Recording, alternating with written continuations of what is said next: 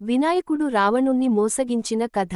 రావణుడు కేవలం శక్తిమంతుడే కాదు, గొప్ప పండితుడు, సంగీత ప్రియుడు, వేదజ్ఞాని కూడా. కాని అతని లోపం అహంకారం. అతనికి వేదాలు, తంత్రాలు, శాస్త్రాలపై పట్టు ఉంది. కాని అతనికి శివుని అత్యంత గోప్యమైన బ్రహ్మజ్ఞాన గ్రంథం మీద ఆసక్తి కలిగింది. ఈ గ్రంథం సృష్టి రహస్యాలను, తత్వశాస్త్రాన్ని, మోక్ష సాధన మార్గాన్ని వివరిస్తుంది. ఈ గ్రంథం చేతుల్లో ఉంటే ప్రపంచాన్ని దాసోహం చేయగలను అని రావణుడు భావించాడు. రావణుడు దీర్ఘకాల తపస్సుతో శివునిని ప్రసన్నుడిని చేశాడు. శివుడు అడగమన్నప్పుడు రావణుడు ఆ బ్రహ్మజ్ఞాన గ్రంథాన్ని కోరాడు. శివుడు మొదట తిరస్కరించాడు. కాని రావణుని భక్తిని గౌరవిస్తూ ఇలా అన్నాడు: ఈ గ్రంథం ఓ మహాశక్తివంతమైనది. దీన్ని తగిన జ్ఞానం లేకపోతే వినాశనం తథ్యం. నీకు ఇది ఇవ్వగలను.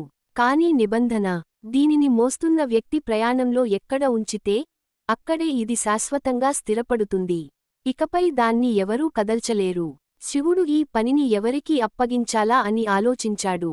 బ్రహ్మజ్ఞానాన్ని రావణుడి అహంకారపు చేతుల్లో పడకుండా కాపాడాలి. అందుకే గణపతిని ఎంపిక చేశాడు.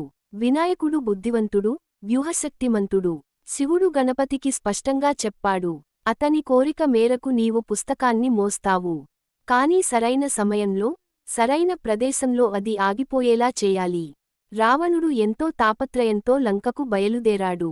అటు గణపతి వినాయకుడు పుస్తకాన్ని భుజంపై వేసుకుని వెళ్తున్నాడు. ఈ ప్రయాణం కైలాసం నుంచి లంక దాకా. రావణుడు మధ్యలో మంత్రాలు, తంత్రాలతో గణపతిని మాయలో పడేయాలని ప్రయత్నించాడు. కాని వినాయకుడి మనసు ముడిపడి ఉంది, ధర్మానికే కట్టుబడి ఉన్నాడు. ఒక దగ్గర రావణుడు బాగా అలసిపోయాడు. దారి మధ్యలో మలవిసర్జన చేయాలి అనిపించింది. అతడు వినాయకుడిని అడిగాడు: బాలుడా, ఈ గ్రంథాన్ని కొద్దిసేపు పట్టుకో. నేను వెంటనే వచ్చేస్తాను. వినాయకుడు ఎంతో తెలివిగా, ముందే ఊహించుకున్నట్టుగానే చెప్పాడు: అయితే ఓకే. కాని ఒక విషయానికి గుర్తుపెట్టుకో. నేను ఈ గ్రంథాన్ని కింద పెట్టినప్పటినుంచి అది అక్కడే శాశ్వతంగా నిలిచిపోతుంది. ఇక కదలదు. రావణుడు ఖచ్చితంగా త్వరగా తిరిగి వస్తానన్నాడు. గణపతి అదే దృష్టిలో ఆ ప్రాంతం, శ్రీశైలంలో గ్రంథాన్ని భూమిపై ఉంచేశాడు. గ్రంథం అక్కడే శాశ్వతంగా నిలిచిపోయింది. రావణుడు తిరిగి వచ్చి గ్రంథాన్ని ఎత్తబోయాడు. కాని అది కొండలా మారిపోయింది. ఏమీ చేయలేకపోయాడు. అతను కోపంతో తాపత్రయంతో విలపించాడు: ఇది నా వరమా, లేక శాపమా? అతని అహంకారానికి గణపతివారు చెక్ పెట్టారు.